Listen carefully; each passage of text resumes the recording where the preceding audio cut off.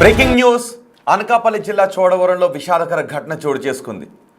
6 నెలల బిడ్డను చంపి తల్లి బలవన్మరణానికి పాల్పడిన విషాదకర ఘటన చోటు చేసుకుంది అనకాపల్లి జిల్లా చోడవరంలో. వీణా ఉమామహేశ్వరరావు ఇద్దరికి పెళ్ళయింది. వాళ్ళకి 12 బిడ్డ పుట్టాడు. 6 నెలల బిడ్డ ఉన్నాడు. అయితే ఉమామహేశ్వరరావు అదనపు కట్నం కోసం వీణని తరచూ వేధింపులకు దిగుతున్నాడు అని వీణ కుటుంబ సభ్యులు చెబుతున్నారు. నిన్న ఉదయం వీణ ఉమామహేశ్వరరావు ఇద్దరు కూడా గొడవ పడ్డారు. ఆ తర్వాత ఉమామహేశ్వరరావు వెళ్ళిపోయాడు. తిరిగి వచ్చి చూసేసరికి బిడ్డను చంపి తను బలవన్మరణానికి పాల్పడిన స్థితిలో వీణ కనిపించింది. పోలీసులు కేసు నమోదు చేసి విచారణ జరుపుతున్నారు. దీనికి కారణం అదనపు కట్నం కోసమే. ఈ వేధింపులు భరించలేకే వీణ చనిపోయింది అని వీణ కుటుంబ సభ్యులు చెప్తున్నారు. 2024లో మంచి కట్న కానుకలు ఇచ్చి ఉమామహేశ్వరరావుకు పెళ్లి చేశారు. ఉమామహేశ్వరరావు టీచర్గా పనిచేస్తున్నాడు. ప్రభుత్వ ఉద్యోగి టీచర్గా పనిచేస్తూ ఉన్న ఉమామహేశ్వరరావు టీచర్ అంటే ఈ రోజుల్లో తక్కువ శాలరీ ఏమీ రావట్లేదు. టీచర్కి మంచి శాలరీ వస్తుంది. సాఫ్ట్వేర్ ఇంజనీర్లతో సమానంగా ఇంచుమించు శాలరీ వస్తున్నాయి. మరి అదనపు కట్నం కోసం భార్యను వేధించడం అవసరమా? 6 నెలల బిడ్డ పుట్టాడు. భార్య బిడ్డల్ని ప్రేమగా చూసుకోవాల్సింది పోయి అదనపు కట్నం కోసం ఉమామహేశ్వరరావు వేధిస్తున్నాడు అని చెప్తున్నారు. ఉమామహేశ్వరరావుతో కూడా మేము మాట్లాడటానికి ట్రై చేసాం, కానీ ఉమామహేశ్వరరావు కాంటాక్ట్ అవ్వడం లేదు. ఇప్పటికే ఉమామహేశ్వరరావు కోసం భూమి అమ్మి 20 లక్షల రూపాయలు కట్నంగా ఇచ్చారు వీణ పేరెంట్స్. వీణది పార్వతి మన్యం జిల్లా కొమరాడ మండలం అని తెలుస్తోంది. అదనపు కట్నం కోసం వేధిస్తూ ఉండటంతో వీణ చనిపోయింది అని వీణ బంధువులు ఆరోపిస్తున్నారు. ఏడాది నుంచి 2024లో పెళ్ళయింది. ఇద్దరు ప్రేమించి పెళ్లి చేసుకున్నారు. పైగా 2024లో వీణ ఉమామహేశ్వరరావు చూడండి ఒకసారి జంట ఎంత బాగుందో. నిజానికి ఆమె ఫోటో కోసం అలా చూసినా ప్రేమించిన వ్యక్తిని పెళ్లి చేసుకుంటున్నాను, జీవితాంతం తనని భరోసాగా చూసుకుంటాడు అని బహుశా ఆమె అనుకుంటుండొచ్చు. ఆ ఫోటోగ్రాఫ్స్లో మీకు కనిపిస్తూ ఉంది. కానీ ఉమామహేశ్వరరావు అదనపు కట్నం కోసం వేధించాడు. లేదంటే ఏ తల్లైనా బిడ్డను చంపి తను చనిపోయింది అంటే ఆ సమయంలో ఆ తల్లి అంత కర్కశ నిర్ణయం ఎందుకు తీసుకుందో మనం ఊహించడం కష్టంగానే ఉంటుంది. ఉమామహేశ్వరరావు వేధింపులు భరించలేక చనిపోయింది వీణ అని వీణ బంధువులు చెప్తున్నారు. పైగా 6 నెలల పసికందును 6 నెలల పసికందు అంటే ఇంకా తల్లిపాలు తాగి బతికేటటువంటి బిడ్డతనం, తల్లి పొత్తిళ్ళలో ఆడుకోవాల్సిన బిడ్డ, తన పాలిచ్చి బిడ్డను ఎదుగుదలను చూడాల్సిన ఆ తల్లి ఆ బిడ్డ గొంతును నులిమి చంపేసింది అంటే ఆ సమయంలో ఎంత మానసిక క్షోభ అనిపించిందో మనం అర్థం చేసుకోవచ్చు. 2024లో ఇద్దరు ప్రేమించి పెళ్లి చేసుకున్నారు. పెళ్లి సమయంలో ఒక భూమిని అమ్మి 20 లక్షల రూపాయలు కట్నంగా ఇచ్చారు వీణ పేరెంట్స్. పైగా ప్రభుత్వ ఉద్యోగి టీచర్కి ఈ రోజులో మంచి శాలరీ వస్తుంది. టీచర్లకు మంచి శాలరీ వస్తుంది. అంత శాలరీ తీసుకుంటూ కూడా భార్య పుట్టింటి నుంచి డబ్బులు తీసుకుని రావాల్సిన అలాంటి పరిస్థితిలోనే ఉన్నారా? భార్య పుట్టింటి నుంచి డబ్బులు తీసుకుని రాకపోతే భార్యతో గొడవపడే దుర్మార్గమైన భావజాలంతోనే ఉన్నాడా ఉమామహేశ్వరరావు అనే డౌట్స్ కూడా వినిపిస్తూ ఉన్నాయి. ఒక్కసారి వీణ మరణం గురించి వీణ సోదరుడు మాట్లాడాడు. వీణ సోదరుడు ఏం మాట్లాడాడో విందాం.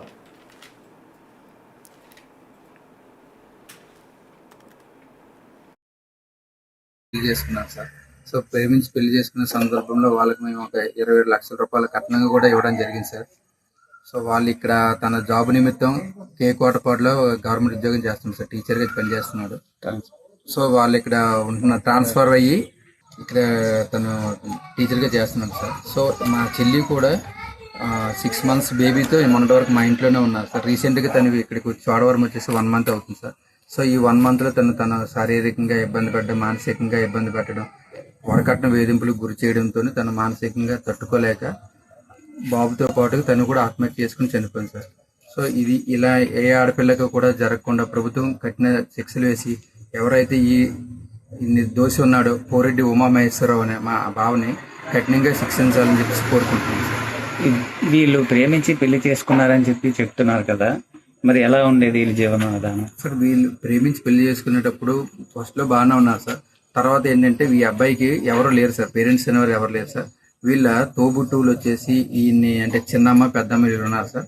వాళ్ళ యొక్క ప్రోద్బలంతో తను నాకు ఎక్స్ట్రా అమౌంట్ కావాలి, డౌరీ కావాలి, అదనపు కట్నం కావాలని చెప్పేసి తను హింసించేసి చాలా ఇబ్బంది పెట్టాడు సార్. ఎలా ఉండేవారు వీళ్ళు? భార్యాభర్తలు ఎలా ఉండేవారు? భార్యాభర్తలు ఫస్ట్ 1 year, ఇప్పుడు మ్యారేజ్ ఆల్మోస్ట్ 1.5 year అయింది సార్. ఫస్ట్ 1 or 2 months వరకు మాత్రమే బాగానే ఉన్నారు సార్. సో తర్వాత వచ్చేసి ప్రతిరోజు నిత్యము గొడవలే సార్. మా చెల్లి మాకు ఫోన్ చేసి చెప్తూ ఉండేది సార్. చెప్తూ ఉంటే సరేనమ్మా కూర్చొని మాట్లాడదాము, ఎందుకమ్మా మన బయటికి పడ్డ ఇలాంటి విషయాలు కూర్చొని మాట్లాడుకుని తప్పితే తను చేస్తూనే ఉన్నాం సార్. సో ఇప్పుడు రీసెంట్గా ఏం జరిగిందంటే తను మరీ టార్చర్ బాగా ఎక్కువగా పెట్టడం, హింసించడం, కొట్టడం చేయడంతో తను ఇంకా తట్టుకోలేక ఈ విధంగా ఆత్మహత్య చేసుకున్నారు సార్. చనిపోయే ముందు మీకు ఫోన్ చేసి ఏమని చెప్పింది? లేదు సార్, మాకైతే ఎవరికి ఫోన్ చేయలేదు. ఎవరికి వచ్చింది మీ కుటుంబంలో? కుటుంబంలో వాళ్ళ అబ్బాయి ఎవరైతే మా బావ ఉన్నారో వాళ్ళ ఫ్రెండ్ ఫోన్ చేశారు సార్, ఇలాగ మీ చెల్లి చనిపోయింది అనేసి. ఓకే, మరి ఫర్దర్గా ఏం కేసు పెట్టారా? ఆల్రెడీ కేసు పెట్టాం సార్. మేడం గారికి, డిఎస్పీ మేడం గారు వీళ్ళందరూ కూడా కంప్లైంట్ ఇచ్చాం సార్. సో ఈ విషయంలో తగిన న్యాయం చేసేసి మాకు ఏ ఆడపిల్లకి కూడా ఇలాంటి సంఘటన జరగకుండా ప్రభుత్వం తగు చర్యలు తీసుకోవాలని మనస్ఫూర్తిగా కోరుకుంటున్నాం సార్. చిన్న పసికందును కూడా చంపేసి తను కూడా చనిపోయింది అంటున్నారు, ఎలా అనిపిస్తుంది మీకు? సార్ అసలు అది హృదయం చాలా బాధగా ఉన్నా సార్ అసలు. ఎందుకంటే నేనే లేకపోతే నా బిడ్డను కూడా తను చూసుకోడు అనే దీంట్లోన బిడ్డను చంపేసి తను కూడా ఆత్మహత్య చేసుకున్నాను సార్. అందరికీ నమస్కారం. ఈరోజు చోడవరంలో ఏదైతే జరిగిందో అది చాలా బాధాకరమైన విషయం. ఒక అమ్మాయి వీణ, అరౌండ్ 24 to 25 years ఉంటాయి. ఈమె వచ్చేసి వాళ్ళ baby 1 year baby, 6 months old బేబీని తను స్మోటర్ చేసి తను సూసైడ్ చేసుకోవటం జరిగింది. దానికి సంబంధించి వివరాల్లోకి వెళ్తే వాళ్ళ పేరెంట్స్ స్టేట్మెంట్ ప్రకారం కట్నం వేధింపులు ఉన్నాయి అని చెప్పారు. దాన్ని బేస్ చేసుకుని ఈరోజు 304B section 3 and 4 DP act register చేయడం జరుగుతుంది. దాని ఇన్వెస్టిగేషన్ ఇన్ ప్రోగ్రెస్ ఉంది. ఏదైనా ప్రోగ్రెస్ ఉంటే we will update. అందరికీ నమస్కారం. ఈరోజు చోడవరంలో ఏదైతే జరిగిందో అది చాలా బాధాకరమైన విషయం.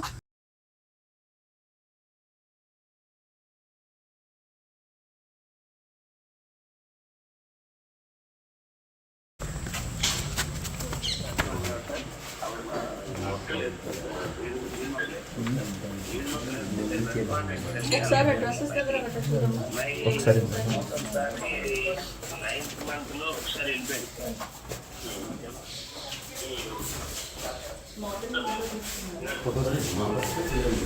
విన్నర్గా వీణ సోదరుడు చెబుతున్న మాటలు, పోలీస్ అధికారులు చెబుతున్న మాటలు. వీణ సోదరుడు చెప్తున్నాడు, ఇద్దరు ప్రేమించి పెళ్లి చేసుకున్నారు, 2024లో పెళ్లి చేసుకున్నారు. పెళ్లి చేసుకున్న కొద్ది కాలం నుంచే వేధింపులకు గురి చేస్తూ ఉన్నాడు. వేధింపులు తట్టుకోలేక వీణ ఎన్నో ఇబ్బందులు పడింది అని. 6 నెలల పసికందుని తీసుకుని పుట్టింటికి కూడా వచ్చింది. తర్వాత ఆ టీచర్ వాళ్ళకి ట్రాన్స్ఫర్ కూడా అయింది. గవర్నమెంట్ ఉద్యోగి, ప్రభుత్వ ఉద్యోగిగా ఉన్నాడు, టీచర్గా ఉన్నాడు. టీచర్గా ఉన్న వ్యక్తికి, టీచర్గా ఉన్న వాళ్ళు మంచి శాలరీనే సంపాదిస్తూ ఉన్నారు. మరి పెళ్లి చేసుకుని 12 బిడ్డ పుట్టిన తర్వాత భార్యని బిడ్డని, నమ్ముకుని వచ్చిన భార్యని బిడ్డని ప్రేమానురాగాలతో చూసుకోవాల్సింది పోయి భార్య పుట్టింటి నుంచి అదనపు కట్నం తీసుకుని రాకపోతే ఆ భార్యను నిత్యం హింసలకు గురి చేస్తూ ఉన్నాడు ఉమామహేశ్వరరావు అని చెప్తున్నారు.